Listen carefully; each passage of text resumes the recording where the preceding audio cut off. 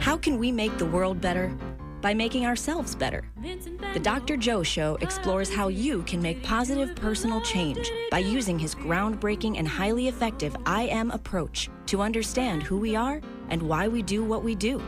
Your small changes can have big effects. Join us now for the Dr. Joe Show with Mark Stiles of Stiles Law and your host, Dr. Joe Schrand. Stretch the kindness, brush with madness. Is it sadness or just a show? Van go, go, go, go, go, go. Van go, go, go, go, go, go. Van go, go, go, go, go, go, go, go.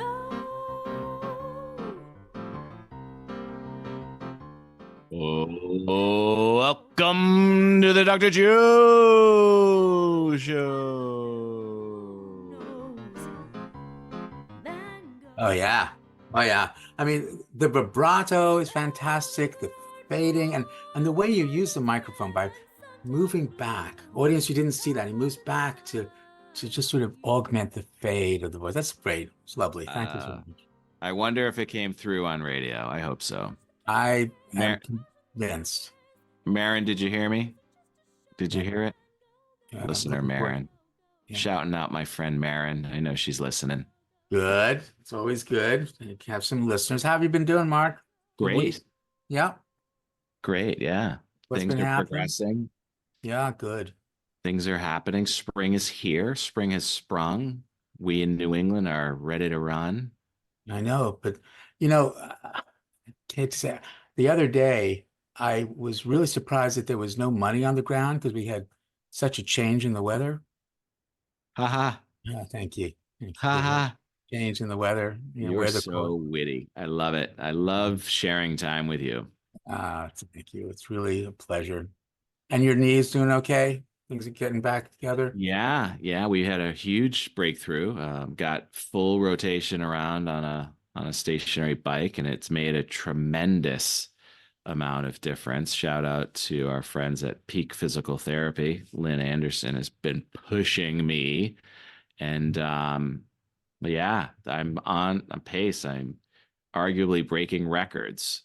Bo Jackson don't know rehab, not compared to what we're doing over there at Peak Physical Therapy. Have you seen the 30 for 30 with Bo Jackson? I don't think I have. When he tore his hip completely off and then he went into this barbaric rehab. It's very motivational. No, but it really is, not just getting care from others, but it's also about self-care. Wouldn't you say? Oh, yeah. And with that in mind, I wonder whether you could introduce our guest for tonight. I would be honored, Dr. Joe. Theresa Melito-Conners, PhD, also known as Dr. MC, is the founder of Dr. MC's Self-Care Cabaret, a suite of theater-inspired self-care and professional development services for helping professionals. The Self-Care Cabaret encompasses workshops, a podcast, and educational curricula focused on accessible, realistic strategies that equip and empower. Dr. MC holds PhD in educational leadership from Lesley University, where her studies focused on self-care and renewal for helping professionals. Her true joy is bringing her scholarship, experience, and zest to audiences of all kinds nationwide. Dr. MC is a regular guest on high-profile podcasts and publications. She has a growing social community, so check her out at Dr. MC Self-Care on most of your social channels like Facebook, Instagram, LinkedIn. And guess what? She lives right here in Massachusetts. Yeah. Welcome to the show, Dr. MC.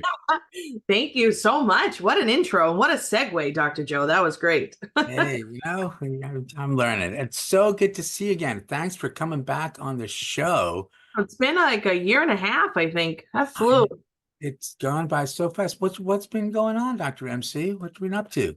Goodness, we've been so busy.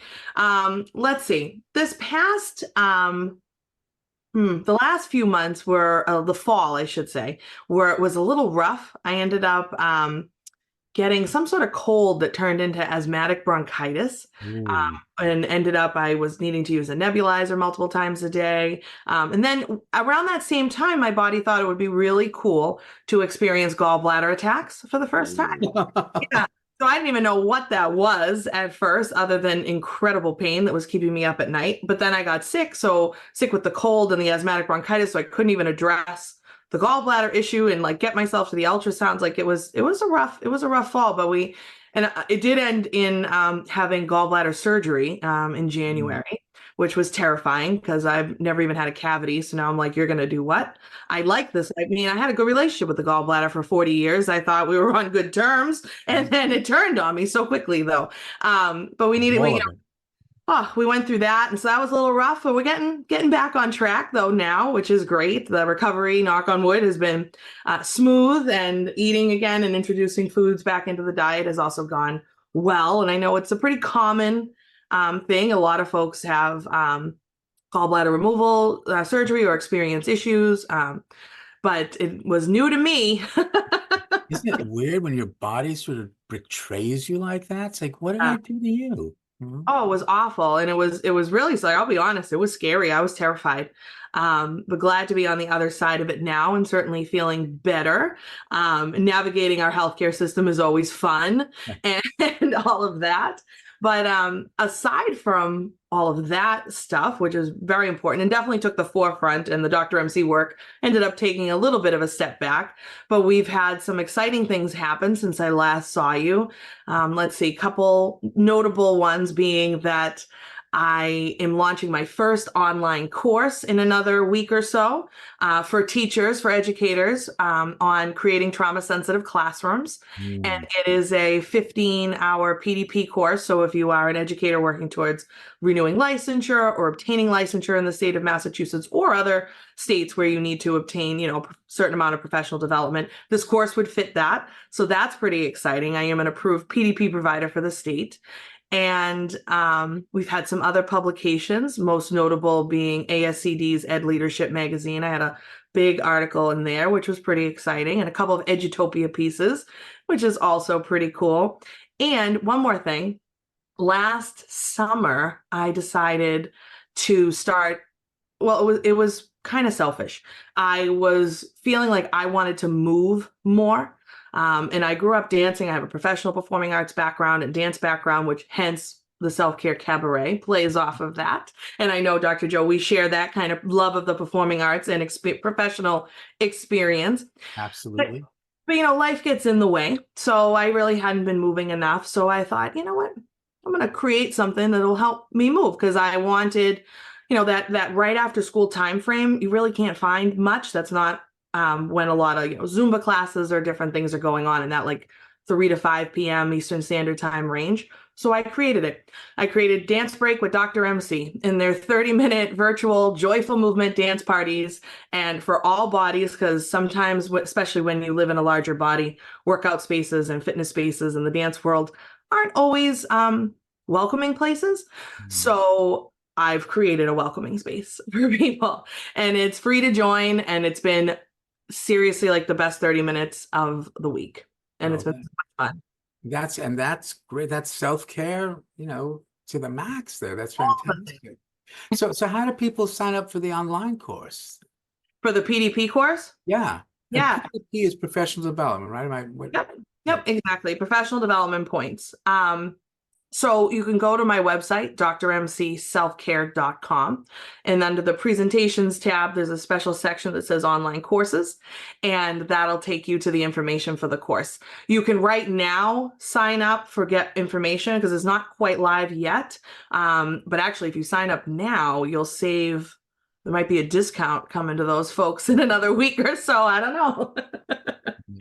But it'll be live very soon, which I got some teachers piloting it right now that are, the feedback has been great. So I'm excited.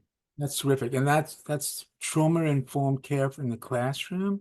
Yeah. And how to create trauma. What's that going to look like? Yeah. So it's really, when we think about schools and communities, in an ideal world, a whole school would operate from a trauma sensitive perspective, meaning that you're really in tune with, making sure everybody has that sense of belonging and that they're not environments that cause harm. And sometimes education, the way it's just set up, it kind of inadvertently or unintentionally causes harm. And certain students, there's a lot of research to back up kind of the trauma sensitive perspective. And the thing that's really cool about it is it's good for all students. So it doesn't really matter if students have experienced trauma. Having the mindset as the teacher or the educator working with the students from that perspective is really helpful to really ground that sense of belonging, help students identify their island of competence and really feel good about themselves, make sure the environments are really predictable and free, not loud and chaotic, because that can be triggering to students. Really prioritizing relationships is another huge component, but also there's always an underpinning of self-care, because if the teacher or the educator isn't taking care of themselves, you can't care for others. So that's a huge piece of it. Like, you can't be a dysregulated, overwhelmed, stressed out teacher and expect to be effective in the classroom. You just can't. So the course, it's 15 hours, so it's lengthy, and we get into it. And we talk about navigating a crisis. We talk about academic instruction techniques. We talk about, obviously, self-care is a component. We also do a little bit into the brain science and actually like what trauma is and why it's so important to understand it and what it really can do to the body and how it can change brain development, hormone levels, epigenetics. We get in a little bit into like the generational transmission of trauma. So it's a pretty in-depth course. That's so great. Yeah, we actually have a drug-free theater show based on ACEs, Adverse Childhood Experiences, looks at the trauma. But the part that really gets me is I do not want to traumatize our sponsors because they give us such a sense of belonging. So with that in mind, let's hear from our sense of belonging sponsors. Larry, we'll take a commercial break. We'll be right back with the Dr. Joe Show and Dr. MC. Hey folks, thank you for listening to the Dr. Joe Show. We've been investigating whether or not we want to bring sponsors into our podcast. What are your thoughts? Do you know somebody who might be a good partner with the Dr. Joe Show, who may want to align their product or service with the Dr. Joe Show? Think about it. We're back with the Dr. Joe Show with Dr. MC, and we're about to get into it. We're digging in. We're going to examine imposter syndrome and Dr. Joe. Can't wait. Stay tuned, listener. Yes, we are indeed. Imposter syndrome, maybe imposter phenomenon. Dr. MC, interested in your thoughts. First, how did you get interested in this particular part of who we are as human beings? Yeah. Well, I think it's something that, probably a lot of people experience, whether they recognize it or can label it or, even know the term of what it is they're experiencing. But I feel like it's pretty common. And actually how I got interested in it is kind of funny. I was doing one of the other things I've been working on is developing a curriculum for high school students called Be Your Own Bestie. And Bestie is an acronym that is a bunch of components that I think are really important. And we don't need to get into that. But I was teaching this course as kind of a pilot last year to a group of educators. And when I got to one of the I's, which used to stand for invest and inspire, but I've actually shifted it to make it imposter syndrome, because somebody in the course asked me, how do you handle imposter syndrome? And on the spot, I was like, I'm not sure. I wanted to think about that. And then the more I thought about it and realized how common it was, I ended up adding a section into the presentation the following week for folks because of that question that I got asked. So that's kind of where and then decided to actually change the framework of the curriculum to include it, because I think it's really important. And I'll admit it, I've experienced imposter syndrome before in my life for sure. So can you just, for our audience who may not know what it is, what have you learned? What is it? How would you define imposter syndrome, or now imposter phenomenon, I guess, so we don't pathologize it? Yeah, I'm not familiar with it being called imposter phenomenon, but now I'm like, gonna have to go look into that. Yeah. Into that some more. But it's it's basically a feeling of unworthiness, or that you're not good enough. It shows up a lot of times in professional settings, maybe in the workplace where you're feeling less than, even despite any fancy letters after your name or credentials or expertise and experience you might have, you can still have that kind of underlying, I'm not good enough feeling, or almost feeling like a phony. Feeling like a phony. Ooh. Yeah. So what stirs up in you with that, Mark? Well, that's what I think of when I think of imposter syndrome or imposter phenomenon is, you know, they're going to figure it out. You know, like, I'm not supposed to be here. I'm a fraud. Yeah. Phony. It's so interesting. Is it a motivator to like work harder, do you think? Like fear of failure. Well, if I'm not good enough, I'm going to get kicked out of my protective group. If I get kicked out of my protective group, I'm going to be lynched. So I have to be sure that I'm performing, that I'm contributing, that I'm just not fooling people. I don't know. It just occurs to me. I think it has a lot to do with too, like I was thinking about this earlier today and kind of in light of the trauma course being released soon. And I think given, your experiences maybe growing up, how you were maybe treated by parents or caregivers can maybe play a factor into how, if you were never made to feel good enough as a kid, or if you had really high expectations put on you, I think that it can show up then in adulthood in not really having that kind of confidence. But I think a fear of failure definitely is a factor as well. I must admit, I absolutely am continually influenced by imposter syndrome. One of the things I say is, imposter begins with I am. And of course, the I am approach is something that I've developed.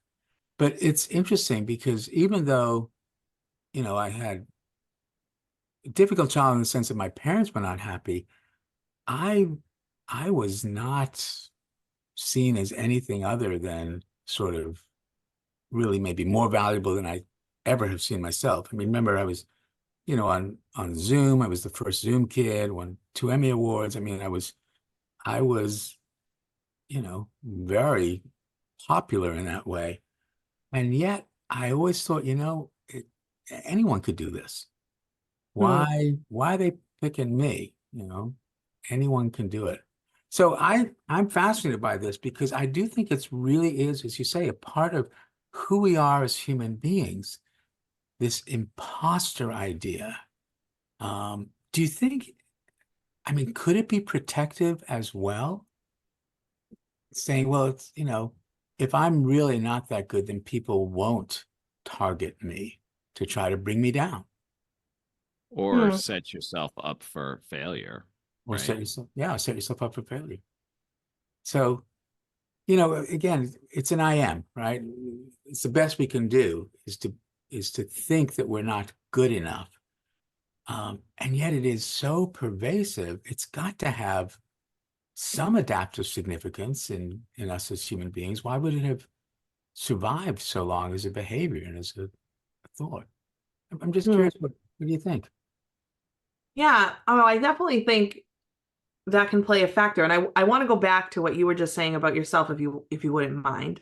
Because one of the things that one of the things that can contribute to imposter syndrome. I'm going to give you a scenario, and I'm not saying this is what happened in your situation or your lived experience, but because you were young, very young when you experienced that kind of popularity, shall we say, and what happened? Did that continue, or what happened when did that end at a certain time? Because I'm wondering how that felt then. Because what I'm getting at is sometimes I think when you've had success in childhood, and then all of a sudden, let's say academic success in like elementary school, you're the top of the class, in middle school, top of the class, maybe even high school, you graduate valedictorian. Then you go off to college, and all of a sudden now you're the little fish in the big pond, and you're really struggling in whatever courses you're taking, and that imposter syndrome starts to creep up.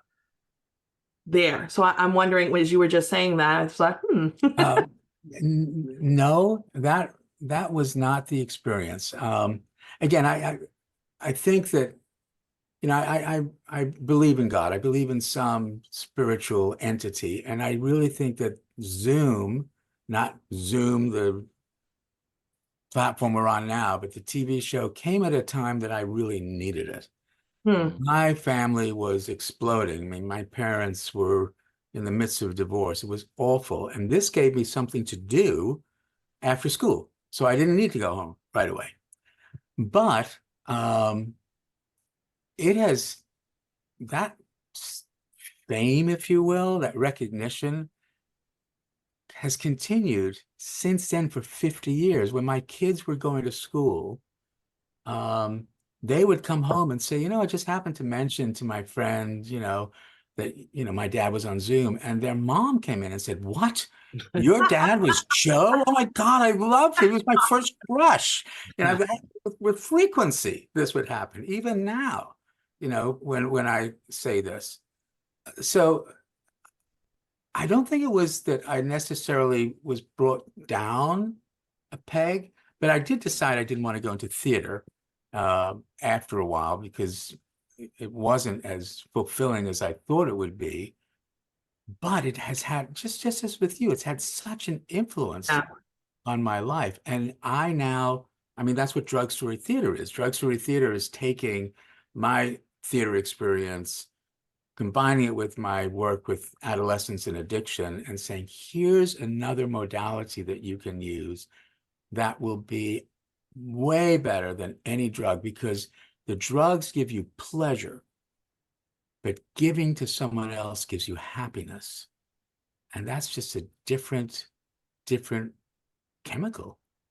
But the imposter idea, I mean, Mark, you struggle with this as well, right?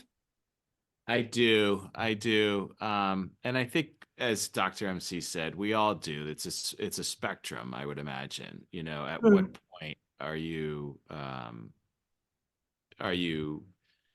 aware of it? And or I would imagine that there are some people that really don't, and they're very at peace at their stage of life and in the present moment that they're at. Um, Yet some of us are eternally searching for that purpose too, right? So it's like, who am I and where do I fit into this? And is that a grandiose thought, or is that something I can accomplish? Mhm. Um, You know, in my case, is it grandiose? right. Is it achievable? Is that realistic, or do I need to come back to earth? Mm, Yeah. I don't know. I think there's a lot that can play into it. And I also think it's kind of wild that the three of us on this Zoom call, not to be confused with your Zoom, right. Dr. Joe, but we got a PhD, a lawyer, and are you an MD or And an PhD? MD, and an Yeah, we MD. got an MD, a PhD. We were like a lot of education and advanced credentials and fancy letters after our names. Right. Three of us here, we're all saying that we've experienced that. Whereas somebody who maybe doesn't have that would assume that we wouldn't. Yeah. Right. So You know what happens when you assume? Mm. yes, that's so true. So do you think that it's sort of then a feigned humility? Like, well, if I don't have imposter syndrome, then I become too egotistical and too full of myself. And, you know, I can then not be who I want to be because I'm, you know, so good. That it holds you back or it isolates you. That being so involved in my success Mm. isolates one, because all Yeah. of a sudden one's on this self-erected pedestal. Mm-hmm. I am just the best thing ever. I mean, you've been around people like that, right? It's like, I 100%. do not want to be around people like that. So I wonder whether imposter syndrome also has that aspect to it, that view, you know, that it's not always self-deprecation, but humility, saying, I'm no better than anyone else. But that's not quite what captures imposter syndrome. There's a different feeling to it with imposter syndrome. One of the things that I'm most grateful for, though, is that our sponsors don't, I think, feel that. They know what they do. They know their value. There's no imposter syndrome there. So those are the people that I want to hear from right now. Larry, let's take a break. We'll be right back with the Dr. Joe Show. Hey, folks, welcome back. So any thoughts? Do you listen to other podcasts? Do you see how they do the sponsors? Is there a way that they're utilizing sponsors that you enjoy or you don't enjoy? I listen to Smartless, and I really enjoy how the co-hosts share the voiceover for the product or service. It's really funny for the most part, but it's unique. It's them really endorsing. Does that work? What do you think? And we're back with the Dr. Joe Show right here, right now, live on WATD 95.9 with Dr. MC and Dr. Joe talking about imposter syndrome. We were digging in before the break right there. And Counselor Styles. I mean, Dr. MC was talking about this, off air.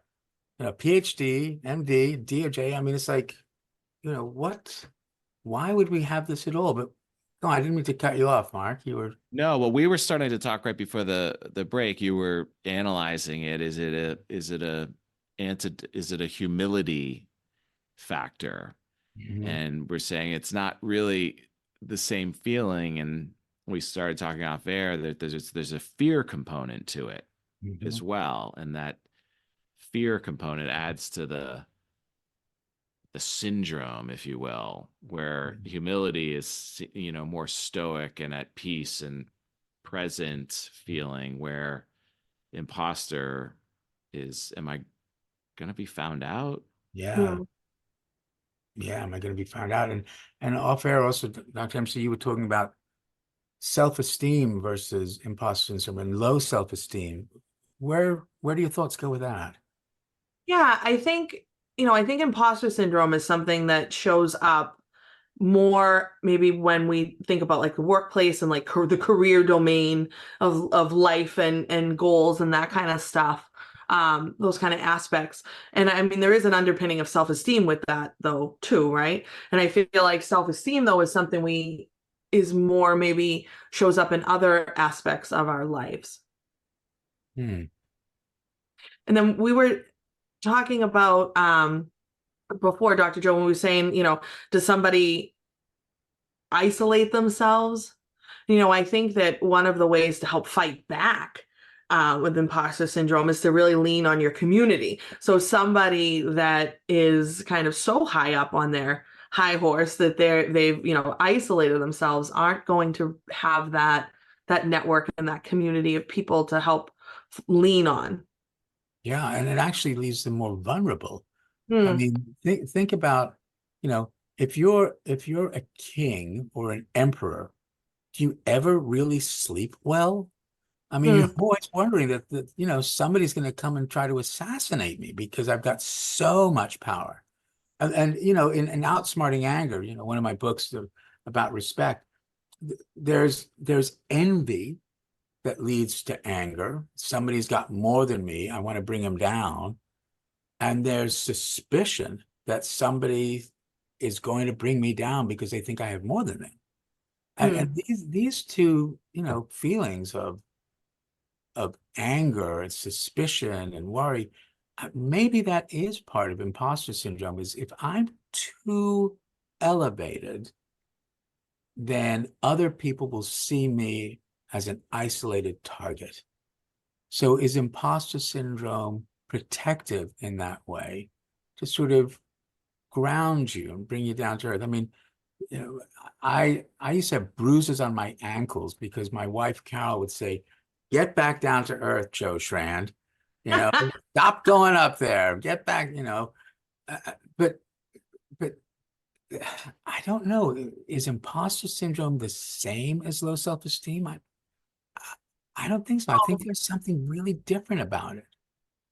No, I agree that there's something different and it feels different too. Like I don't ever consider myself lacking in self-esteem, but I definitely felt imposter syndrome. And I think, as I'm thinking about, the trauma course, going back to the trauma course, and I'll speak from my own personal lived experience. I did experience some adverse childhood experiences growing up. And Dr. Joe, you would mention the ACEs earlier, which is a way we measure trauma in children up until the age 18. If you experience a series of these events, could potentially impact your health outcomes as an adult. So we don't need to get too much more into that. But one of the things, growing up with an abusive father, he would a very unrealistic expectations of perfectionism.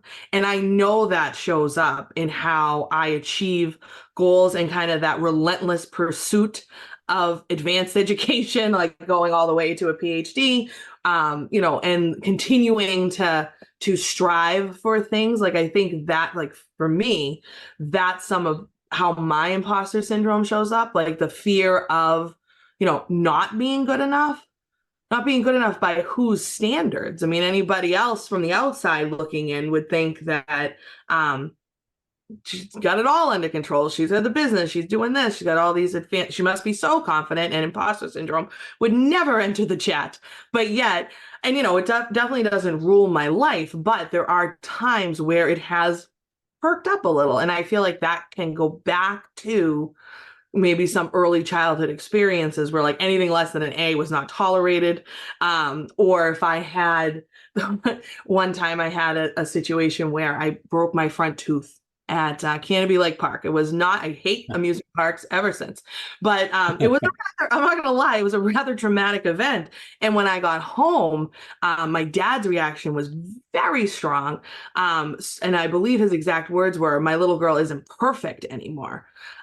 So like that, like what did that like mean? I was like 8 or 9 at the time. And so, where does that imprint on my, growing up and during those developmental years, like how does that continue to show up in the workplace? How does that continue to show up when I was a student? How does that, you know what I mean? How will it continue to show up in another 10 years from now? Yeah. And I think the extension of that is saying, if I don't succeed, then my dad was right. Then I am not worthy. And I really shouldn't be able to do all these things because he was right. And I know I see that a lot in Oh, I'm so many of sure. the people that I work with, where, they've been traumatized. I mean, we see this so much in folks who've suffered real, significant trauma, and they have post-traumatic stress. One of the things they do is blame themselves. Right. It must have been my fault, which is the defense against being powerless, the most difficult emotion for a human being to tolerate, being powerless, because millions of years ago, you were powerless, you were lunch. Yeah. So we defend against it by pretending could have done something. And I think part of it, where this takes me, is the imposter syndrome for me is I worry I could hurt people. If the I am is wrong and people are believing it, I could really hurt people because they are embracing something that may not be right. I mean, I have a lot of faith in the I am approach, and that people are good and that we want to feel valued. But we have so much stress and pain and anger in the world. How do you then say to other people, that's the best that person can do, is be the abuser, is be the aggressor? How do we come to terms with that? So that, I think, is part of my personal struggle. As I say, imposter begins with I am. But how are you going to hurt somebody? By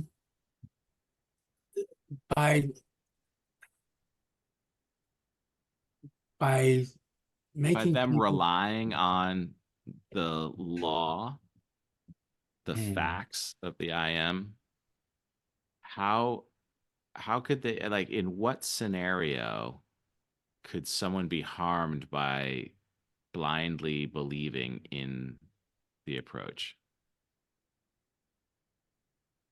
I think it's difficult for people to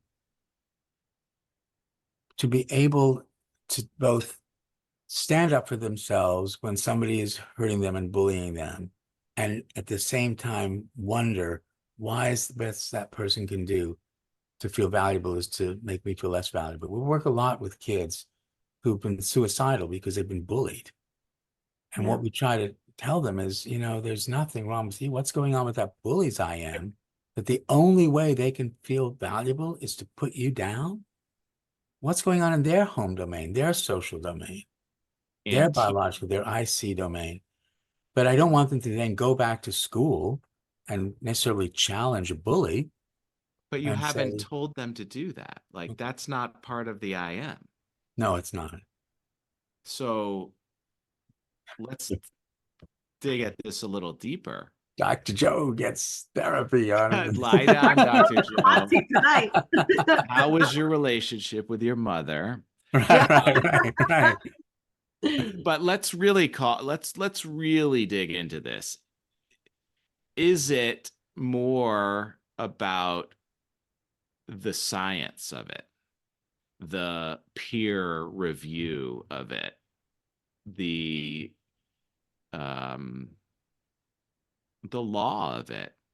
Because what you've done is you've uncovered a truth, a law. And are there critics? Are there people that will challenge what you've uncovered and simplified for people? Sure. Is that what is causing you to hesitate? Is what they, who, them, those might say or criticize about this approach? Well, I certainly don't want to challenge our sponsors. Ha! Saved by the bell. Yeah, you bet, baby.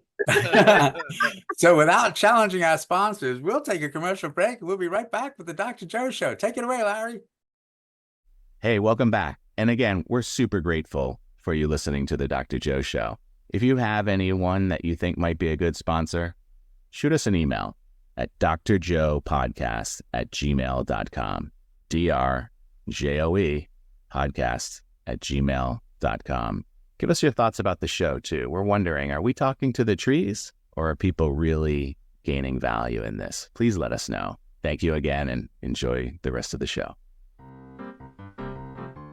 Welcome back. Welcome back to the Dr. Joe Show, where Dr. Joe was on the hot seat right in time. We're here with Dr. MC, and we're talking about the imposter phenomenon, the imposter syndrome, and we're going to keep working through this so that everybody can be as vulnerable as possible and put out every idea or thought in the world without fear. Yeah. I mean, again, off air, we were talking a lot about this and the different nuances of imposter syndrome and what happens when you have an idea and other people say, that's the stupidest thing I've ever heard. Yeah. And I mean, Dr. MC, has that ever happened to you? I mean, you have, as we were talking about off air, the credibility to create a trauma-informed program for teachers to learn how to help their kids. Yeah. And you're putting it out there. Yeah. Yeah. And putting myself out there in a lot of ways. I have to say, no, nobody told me that I shouldn't do it. Not yet anyway. And also, I think about when we were talking about the dance breaks earlier and the, putting myself out there on Zoom as a plus size woman, as a, teaching a little dance class and getting people up and motivated. Also, that felt very vulnerable and but also powerful because my body was craving that return to dance. And so it almost feels a little rebellious to reclaim a small space in that world for myself on my terms. So I think if I had let any outside voices, and there really weren't any, nobody told me not to do it, but if there had been and I had let those influence me, then that would have been, or if somebody now was like, what's this heavy woman know about dance, teaching dance, what kind of credentials does she have, or you know what I mean, if somebody was to say that now, it's like, okay, well, I'm not stopping because of one hater or even multiple haters. But those types of things can obviously stop us or prevent us from even starting something. Yeah. And that's a little different, right, than imposter syndrome. That's that fear to the I see domain. Remember, the I see is how do I see myself? How do I think other people see me? It's theory of mind. We're interested in what other people think or feel about us. What if they don't see us as valuable? What if they reject what we're doing? What if they reject what we're doing? You know, so I might as well preempt it. How many times have we seen that in our therapy sessions with people who self-sabotage, as we're talking about, you know, I'm going to sabotage this relationship before somebody rejects me. Right. I'm going to do it so at least I'm in control of it. And you work with people and go, why would you want to do that? I mean, if it's going to happen, it's the other person's I am. I mean, the best they can do. But I will tell you, I can't remember exactly who it was, but I was giving a conference at a Harvard writers teaching thing where Julie Silver every year would put on this conference about how to help people write self-help books and memoirs. And I was one of the speakers. And I was talking about the I am. And when I got off stage, professor sitting next to me said, you cannot tell me that people are always doing the best they can. There's just no way that that can be real. And I thought about it, but I thought, well, that's his I am. Right. You know, right? The best he can do is to think this can't be real. But it's a fascinating phenomenon. You know, and I do think that everybody experiences it at some point in some small way. Not just am I good enough, but am I going to be uncovered? Am I going to be discovered that I'm just a phony? I mean, look what happens to people who are uncovered when they're phonies. I'm thinking Bernie Madoff, right? This guy probably didn't have imposter syndrome, but he fooled people into thinking he was something. And it cost people their livelihood, their billions of dollars. So I'm not sure is that part of the defense against being successful? Is imposter syndrome a way for us to sort of rein ourselves in every now and then and say, hey, just think this one through. What would this really mean if you are as successful as other people see you? You know, Mark, thoughts on that? Well, then you're protecting the downside of the risk, right? So if I don't risk it, then I'm not gonna have the chance of failing. Yeah. So I'm just not gonna do it. Yeah. Certainly something. Go on. Different. I think that's different, right? Because if we're thinking about, I think there's definitely a protective factor, maybe underlying, maybe not wanting the spotlight shined on you specifically, but I'm thinking about, you know, the inability to, or like downplaying your achievements. Like if somebody's like, oh my God, like I saw your article in ASCD said leadership on the front cover and that was so amazing. And it's like, yeah, no, it was no big deal. And just kind of like fluffing up. Well, like it is a big deal. I'm like, I'm definitely guilty of stuff like that, but not really taking a step back and being like, yeah, that is a big deal. And go me for doing that. And I think, I think through my self-care work, I've done a lot of this kind of exploration of the internal chatter and quieting some of those internal voices that can be super judgy, and taking that step back to be like, no, that was amazing. Like, that was cool. But actually allowing yourself to feel those feelings. I think we numb out a lot of times and just kind of go through the motions and don't really allow ourselves to feel. So I think imposter syndrome plays into stuff like that. And then it certainly can be, that kind of sabotaging your own success and protecting yourself. So with that in mind, I want to come to the two truths of the I am, right? Because the four domains interact, the home, social, biological, IC, because they interact, a small change in any domain can have a big effect. We don't have to change everything. So I'm wondering, following what you're just talking about, Dr. MC, what small change can you recommend to our listeners based on our topic for tonight? Reminding ourselves that we're doing better than we think we are. We're probably overqualified for the jobs that we're doing. And then maybe it's okay now and again to give yourself a pat on the back or even a round of applause, because being human means that you'll experience setbacks and challenges and failures, but then there's all the good stuff that comes with it too. So go easy on yourself and don't be afraid to celebrate your wins. And that is, your thesis of self-care. Right. I mean, it's okay. That's how you got to take care of yourself. Not selfish. It's self-preservation. Right. Not selfish. So the second truth of the I am is everyone's got one. Everyone is interested through their IC domain what you think or feel about them, which will have an effect on their biological domain, because it feels different when you feel respected or disrespected. You're part of someone's home or social domain. So the second truth, you control no one, you influence everyone. You get to choose the kind of influence you want to be. Dr. Theresa Melito-Conners, author, self-help guru. What kind of influence do you want to be? It's late, Dr. Joe, for these deep questions. No, I'm just kidding. I want to influence people to understand the importance of caring for themselves, and that self-care is other care. I work with a lot of helping professionals, educators, and I think their helping professionals are rock stars. Educators are, I don't mean this to be cliche, they're superheroes. They should be paid like professional athletes, hands down, no questions asked.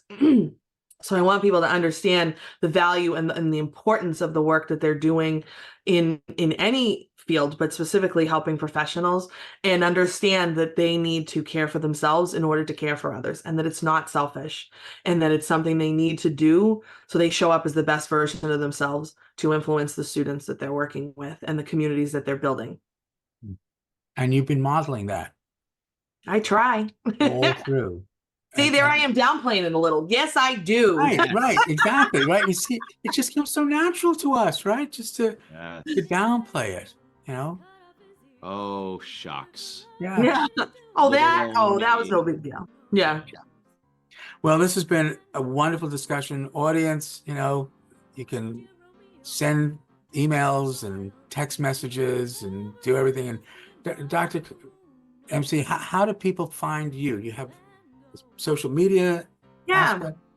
of course. My social media, I'm most active on Instagram and Facebook and LinkedIn at Dr. MC Self-Care. And it's MC from Melito-Conners, not MC like the lead character in the musical Cabaret. But it does play off that. See, there's another layer of why I named the business Dr. MC's Self-Care Cabaret. Anyway, side note. And my website is drmcselfcare.com. And there's lots of content. We're always putting out different resources for folks. There's a series of professional development workshops. My first online course, Dance Break. Come dance with me for 30 minutes after school. Yeah. That's great. Thank you so much for coming back on the show. Really enjoyed the discussion. Mark, we'll see you next week. Thanks, audience. You are not imposters. Go, go, go, go, go, go, go. Van go, go, go, go, go, go, go.